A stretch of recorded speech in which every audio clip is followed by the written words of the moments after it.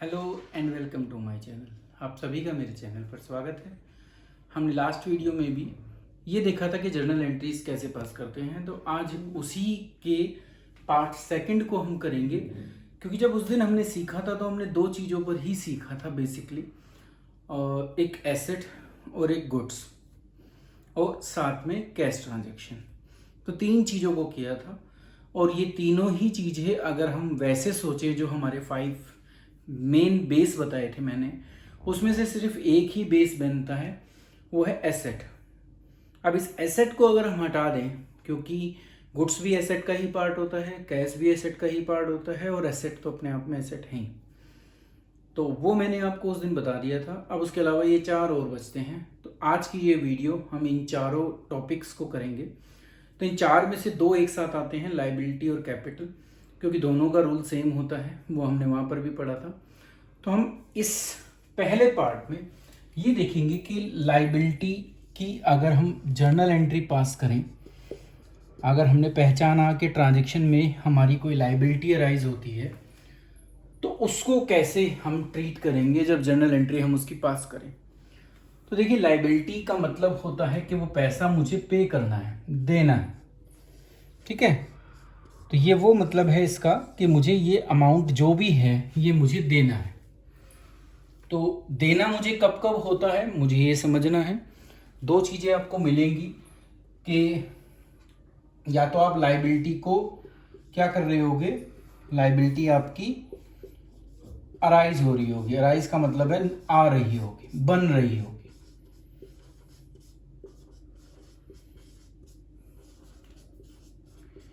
और दूसरा हमारा जो बनता है इसके अंदर लायबिलिटी पोर्शन में अगर हम देखें, तो दूसरा हमारा बनता है कि जब हम लायबिलिटी की पेमेंट करें, जिसको हम कहेंगे कि लायबिलिटी पेड। तो ये दो केसेस हमारे बनेंगे। तो आज हम इन्हीं को सीखेंगे पहले पार्ट में वीडियो के। तो देखिए, जब लायबिलिटी आपकी अराइज हो, अराइज कब होगी, जब आपने कोई चीज़ उधार में ली हो, आपने बैंक से लोन लिया हो, ठीक है, या फॉर दैट मैटर अगर कैपिटल भी बिजनेस में ओनर ला रहा है, तो वो भी क्या है, लायबिलिटी है। तो ये तीनों केसेस क्या बनते हैं जब लायबिलिटी आ रही है। जैसे अब एग्जांपल हम लेते हैं। अब क्योंकि मैं आपको गुड्स समझा चुका हूं, तो आज गुड्स को नहीं बताऊंगा, गुड्स मेरी पिछले वाली वीडियो में है। तो अगर मैं नरेशन पहले लिख देता हूं, क्योंकि नरेशन से मेरी ट्रांजैक्शन चलेगी। मैं कहता हूं कि being goods purchased on credit. तो अब आप देखो, तो इस वर्ड से हमें पता चला कि मेरी लायबिलिटी बनी, ठीक है। तो लायबिलिटी जब भी बनती है, लायबिलिटी का जो रूल होता है अगर आप याद करो, तो वो पर्सनल अकाउंट का रूल होता है। क्योंकि सारे लायबिलिटी अकाउंट क्या होते हैं, हमारे पर्सनल अकाउंट। और पर्सनल अकाउंट का रूल कहता है कि debit the receiver, credit the giver. देने वाले को डेबिट कर दो, जो रिसीव कर रहा है उसको डेबिट कर दो, और जो दे रहा है उसको क्रेडिट कर दो। तो देखिए, अगर मैं इस एग्जांपल को अपने बिजनेस पॉइंट ऑफ व्यू से समझूं, तो मैंने गुड्स खरीदी उधार में, ठीक है। तो उसने मुझे गुड्स दी होगी ना, जिससे मैंने उधार खरीदी है, तो वो क्या है, मेरा गिवर है। और गिवर को क्या करना चाहिए, हमें क्रेडिट। तो इसलिए हम जिसने हमें गुड्स दी है, अब मैं कह दूं यहाँ पे कि goods purchase on credit from Y.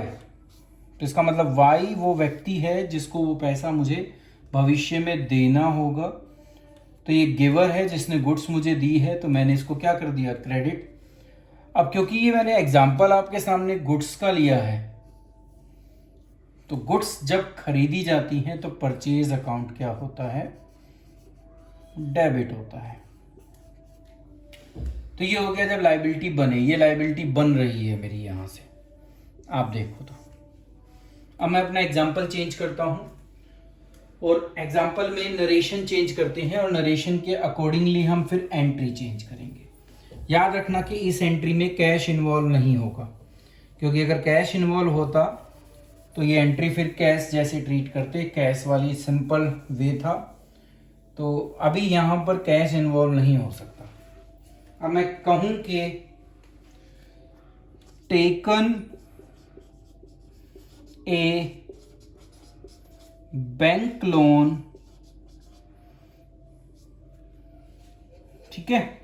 तो अगर मैं बैंक लोन ले लूं, तो जब मैं बैंक लोन लूंगा तो वो जो बैंक जो भी होगा मेरा, मुझे उसको पैसा देना है भविष्य में, तो मेरी लायबिलिटी बन गई, ठीक है। तो मैं बैंक लोन को या बैंक अकाउंट को, और ये बैंक अकाउंट वो बैंक अकाउंट होगा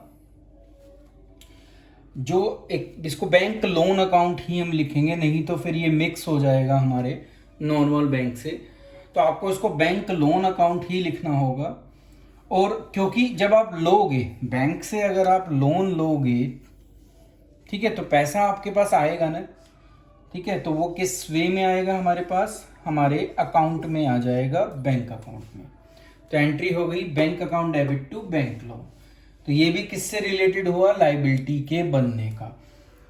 मैंने बैंक से लोन लिया, तो बैंक लोन मेरी लायबिलिटी है, और लायबिलिटी देखो ये भी देने वाला है। अगर बैंक लोन को भी आप पर्सनल अकाउंट के अकॉर्डिंग सोचो तो क्रेडिट द गिवर, तो बैंक देने वाला है, ये गिवर है, और गिवर होने की वजह से क्या हो रहा है, क्रेडिट। और पैसा मेरे पास आ रहा है, तो यहाँ वो कैश और बैंक वाला रूल हो गया कि डेबिट वर्ड्स कम्स इन। तो मैंने क्या कर दिया, पैसा मेरे बैंक में आया तो मैंने क्या कर दिया, बैंक को डेबिट। ये एक और एग्जांपल था जब लायबिलिटी अराइज होती है। अब मैं और एग्जांपल लेता हूं, इसमें एग्जांपल देखते हैं। Being introduced capital by the owner. तो कैपिटल इंट्रोड्यूस, अब मैं क्योंकि मैं एक दो एंट्रीज में अमाउंट नहीं लिख पाया।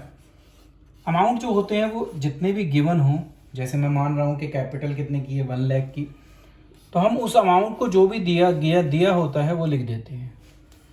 अब देखिए कैपिटल ओनर ने इंट्रोड्यूस की, तो ये ओनर अपने आप में कंपनी की लायबिलिटी है।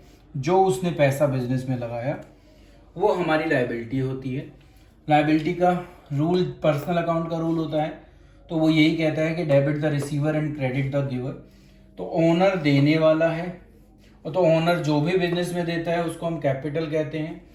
तो इसलिए हम कैपिटल को क्या कर देते हैं, क्रेडिट कर देते हैं। ओनर का नाम कभी नहीं आएगा, इस बात को याद रखना आप।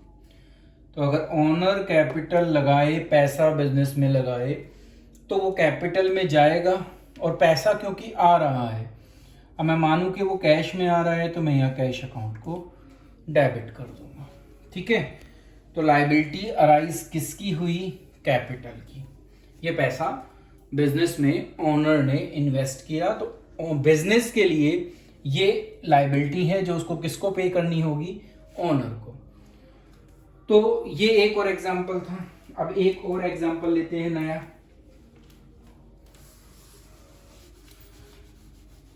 अब हम जो थोड़ा सा डिफिकल्ट होता है, पर उसको अगर आप अभी समझ लो तो ज्यादा अच्छा है।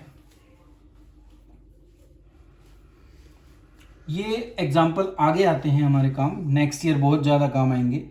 बीइंग सैलरी ड्यू का मतलब देनी है, बट नॉट पेड। तो नॉट पेड की वजह से ये लायबिलिटी बन गई हमारी, ठीक है। तो रूल लायबिलिटी का कब बना, जब वो पेमेंट नहीं। नॉर्मली अगर लिखा होता कि सैलरी और उसके साथ वर्ड लिखा होता पेड, तो वो एक्सपेंस होता। एक्सपेंस की ट्रीटमेंट अभी अब मैं आपको आगे बताऊंगा।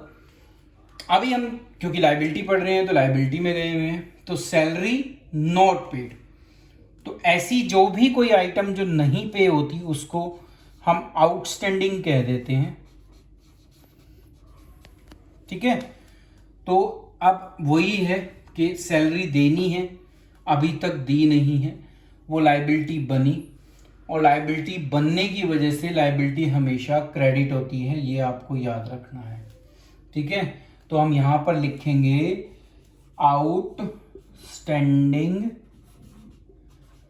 Salary account. ठीक है, पैसा देना है, दिया नहीं तो लायबिलिटी बन गई। तो इसने मुझे अपनी सेवाएं दे दी हैं, उस व्यक्ति ने हमें अपनी सेवाएं दे दी हैं, तो वो गिवर है, वो दे चुका है मुझे। देने की वजह से ही क्या हो रहा है, क्रेडिट हो रहा है। डेबिट क्या होगा, पैसा तो है नहीं, तो क्या है, सैलरी। सैलरी ड्यू है, मतलब कि ये उसी साल का खर्चा है रेवेन्यू को कमाने के लिए, तो सैलरी एक एक्सपेंस है। ठीक है, अब ये एक्सपेंस है, इस वजह से ये डेबिट होगा। अभी इसको मैं आपको इस वीडियो में आगे क्लैरिफाई कर दूंगा। ठीक है, तो ये एंट्री हो गई सैलरी, क्योंकि ये एक एक्सपेंस है। इसको सैलरी को क्यों डेबिट किया ये आपको पता होना चाहिए, क्योंकि ये एक एक्सपेंस है इसलिए डेबिट हुआ। क्रेडिट इसलिए हुआ क्योंकि आपने पेमेंट नहीं दी, उसने आपको सेवाएं दे दी हैं, वो गिवर है। तो ये हो गया लायबिलिटी जब बनती है, जब मुझे पैसा देना हो तो हम इस तरीके से ट्रांजैक्शन को करते हैं। अब बात आती है कि अगर लायबिलिटी को पे करें, बात आती है लायबिलिटी को पे करने की। तो जब हम लायबिलिटी पे करें, जितनी भी लायबिलिटी अभी हमने ऊपर सीखी ये बनी, तो जब मैं इनकी पेमेंट करूं, जैसे मैंने बैंक लोन ले रखा है और मैं बैंक लोन को पे करने लगूं, तो देखो जब पेड वर्ड आता है तो कैश वाला सिस्टम याद आ जाना चाहिए आपको। तो आप पेमेंट दे रहे हो, ये कंफर्म हो गया। तो अगर वो पेमेंट कैश में दे रहे हो तो कैश अकाउंट आ जाएगा, पैसा बैंक से दे रहे हो तो बैंक अकाउंट आ जाएगा। अब बात आई कि लायबिलिटी को पे करने की। अब मैं नरेशन में लिख देता हूं कि being bank loan paid out, पूरा खत्म कर दिया मैंने। ठीक है, मान लिया मेरा अमाउंट था बैंक लोन का 1 लाख, तो वो 1 लाख के 1 लाख मैंने पे कर दिए। ठीक है, तो क्योंकि पैसा मेरे पास से जा रहा है, पैसे को तो हमने लिख दिया। अब रूल क्या कहता है, रूल हमारा किस पर लगना है, क्योंकि हम तो लायबिलिटी पढ़ रहे हैं, तो हम जो पढ़ेंगे वो बैंक लोन से रिलेटेड पढ़ेंगे। तो ये लायबिलिटी है, जब आप इसको पे करोगे तो ये आपसे पैसा लेंगे, तो इसका मतलब ये रिसीवर हुए। अब जब ये रिसीवर हैं, जब ये रिसीवर हैं तो पर्सनल अकाउंट का रूल क्या कहता है कि डेबिट द रिसीवर। तो आप अब यहां क्या डेबिट कर दोगे, क्या डेबिट कर दोगे, बैंक लोन अकाउंट, क्योंकि आपने अपना बैंक लोन क्लोज कर दिया जो खुला था आपका। तो ये एक पेमेंट हुई लायबिलिटी की। अभी दूसरा एग्जांपल लेते हैं पेमेंट का ही।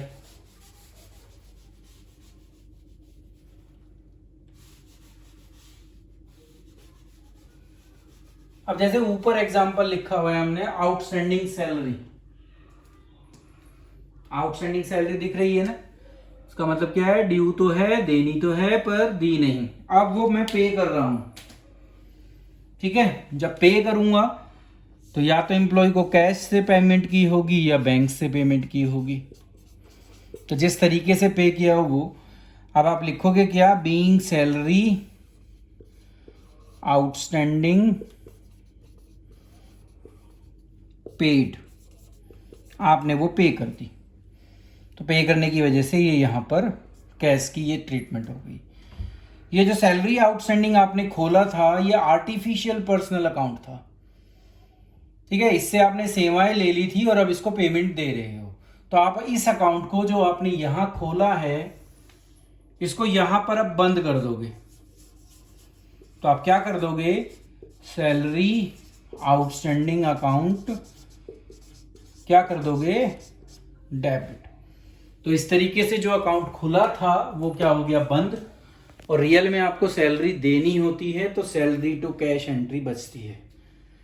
बट दोनों एंट्रीज अलग थी, इसलिए मैंने दोनों को अलग अलग तरीके से बताया आपको।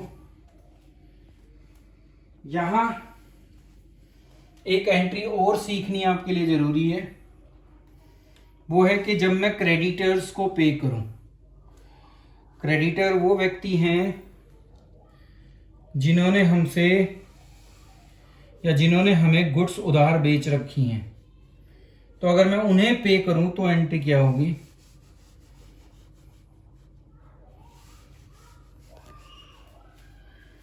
देखिए, बीइंग पेड टू सप्लायर, वो सप्लायर ही मेरा क्या होगा, क्रेडिटर होगा। ठीक है, अब मैंने सप्लायर को पेमेंट कर दी और पेमेंट का जो अमाउंट है वो 10,000 था। तो दोगे तो आप कैश ही, और इसको दे रहे हो तो क्या ये रिसीवर नहीं होगा, ये पैसा ले रहा है ना मुझसे, इसलिए क्या होना चाहिए, डेबिट। तो आप जो भी सप्लायर का नाम हो, जैसे मैंने एग्जांपल लिया था तो मैंने वाई लिया था, तो उसी वाई को अब मैं क्या कर देता हूं, डेबिट। ये वाई क्या है हमारा, वाई क्या है हमारा, सप्लायर। तो सप्लायर का नाम क्या हो जाएगा, डेबिट, क्योंकि ये रिसीव कर रहा है पैसे को, तो हम इसको क्या कर देंगे, डेबिट। तो ये हो गया दो चीजों का अकाउंटिंग जर्नल एंट्रीज, एक लायबिलिटी और एक कैपिटल। तो अब हम तीन चीजें कर चुके हैं, एसेट, लायबिलिटी एंड कैपिटल। अब बचता क्या है, एक्सपेंस और इनकम। तो अब हम एक्सपेंस इनकम को देखते हैं। उसके बाद हमारी 5 जो बेसिस हैं, उन 5 की हमने जर्नल एंट्रीज कर ली। फिर हम कुछ और थोड़ी एंट्री हैं वो पार्ट 3 में करेंगे उनको। उससे पहले हम कुछ क्वेश्चंस करेंगे जब मैं पार्ट 3 लेके आऊंगा आपके सामने बाद में। पहले हम इन पे कुछ क्वेश्चंस करेंगे। तो अभी हम 2 चीजें सीखते हैं, एक्सपेंस और इनकम। तो यहां जो ऊपर सीखेंगे ये एक्सपेंस को सीखेंगे।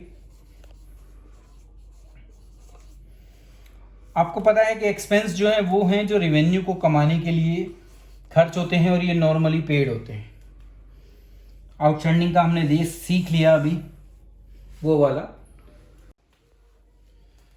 और जो इनकम होती है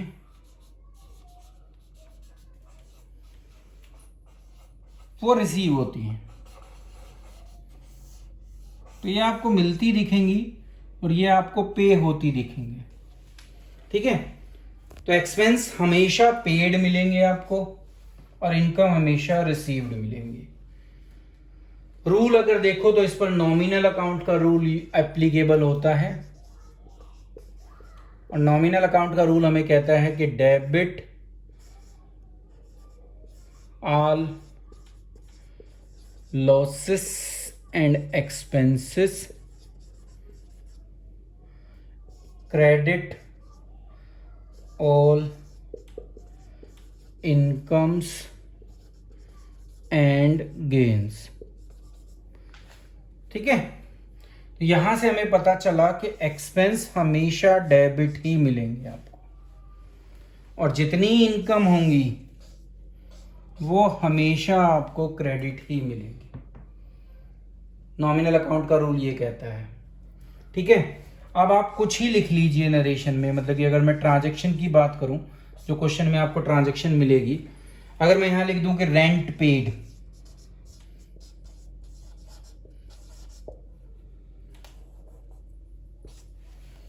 मान लिया अमाउंट था 2000,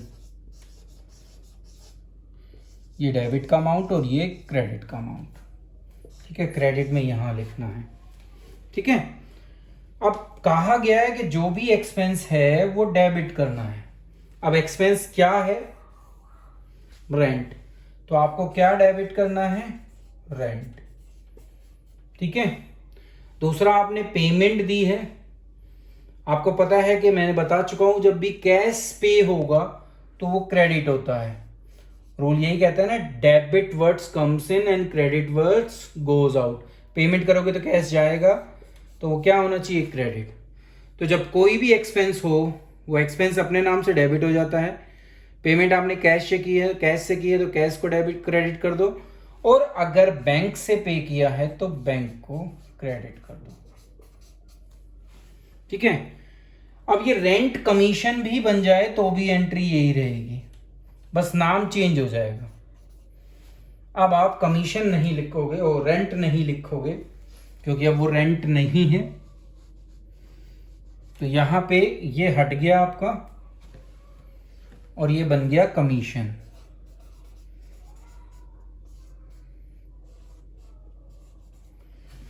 अब ये कमीशन चेंज होकर स्टेशनरी बन जाए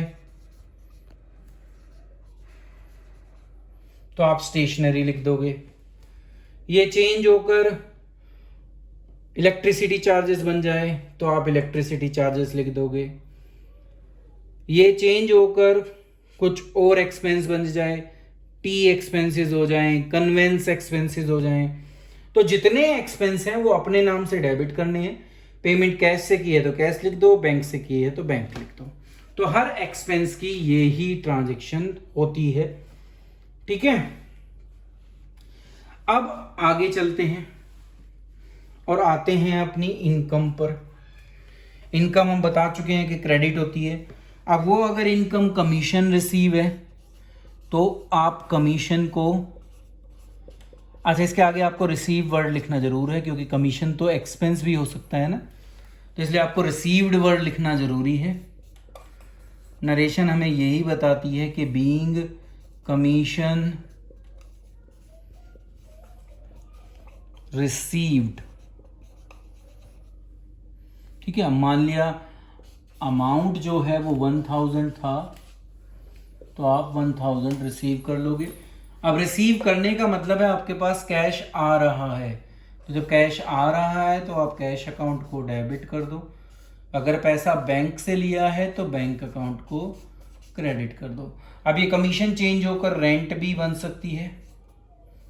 ठीक है। ये डिविडेंड भी बन सकती है। डिविडेंड जब शेयर खरीदते हैं तो उस पर मिलता है।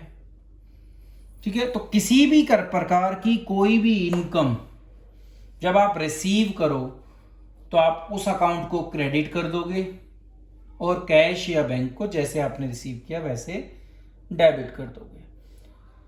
तो ये थे एक्सपेंस और इनकम से रिलेटेड चीजें। कुछ चीजें अभी हमारी रह गई हैं, पर वो हम उन पर बाद में चलेंगे। पहले हम अपने जर्नल क्वेश्चन करेंगे। जर्नल क्वेश्चन करने जरूरी हैं। पहले आप बेस क्लियर कीजिए, फिर मैं आपको बेड डेप्ट, लॉस ऑन सेल, ठीक है, profit on sale of asset, ऐसी बहुत सारी एंट्री है, डेप्रिसिएशन की एंट्री है। तो वो सारी एंट्री में जब थर्ड पार्ट करेंगे, जब हम ये नॉर्मली ये सारा जो बेसिक है, इन 5 चीज़ों की जो बेसिक एंट्री हैं, जब इन बेसिक एंट्रीज को हम कर लेंगे तो फिर हम चलेंगे अपना जो थोड़ा डिफिकल्ट लेवल होता है उन एंट्रीज में, जहां कैश लॉस मुझे थेफ्ट से हो रहा हो, चोरी हो गई हो मेरे यहाँ पर, ऐसी कोई ट्रांजैक्शन आ जाए, हमारा डेटर हमारा पैसा ना दे, वो बैड डेप्ट हो जाए उसको कहते हैं, और वो बैड डेप्ट आगे रिकवर्ड हो जाए तो वो भी केस बनता है। एक्सपेंस आउटस्टैंडिंग तो मैंने बता दिए, एक्सपेंस प्रीपेड भी हो सकते हैं, ऐसे ही इनकम भी आउटस्टैंडिंग हो सकती है, इनकम भी एडवांस हो सकती है। तो वो सारी एंट्रीज हम जो इसका पार्ट 3 आएगा बेसिक का वो करेंगे। पर उससे पहले मैं आपके सामने 4-5 जो जर्नल क्वेश्चंस की एंट्रीज हैं, जिससे आप बेसिक ये जो सीखा है अभी इनको देखो कि क्वेश्चन में कैसे आते हैं, उससे सॉल्व करोगे जब वो वहाँ से सीखेंगे हम। तो अगली 2-4 वीडियो सिर्फ इन्हीं चीज़ों पर आएगी, फिर हम दोबारा से अपना इस बेसिक पर आएंगे जो जर्नल सिखाता है। आज की वीडियो में इतना ही। मेरे चैनल का नाम कॉमर्स डिजिटल क्लासेस है। अगर आप चैनल पर नए हैं तो बेल आइकॉन के साथ सब्सक्राइब कर दीजिए। वीडियो को लाइक करना, कमेंट करना और शेयर करना मत भूलिए। भविष्य में 11th के बाद 12th में भी मेरे सारे चैप्टर्स मेरे चैनल पर अवेलेबल हैं। तो ये चैनल आपके लिए बड़ा हेल्पफुल रहेगा अकाउंट्स में भी और बिजनेस स्टडी में भी। तो नेक्स्ट वीडियो में फिर आपके सामने उपस्थित होंगे। अभी के लिए इतना ही। Thank you.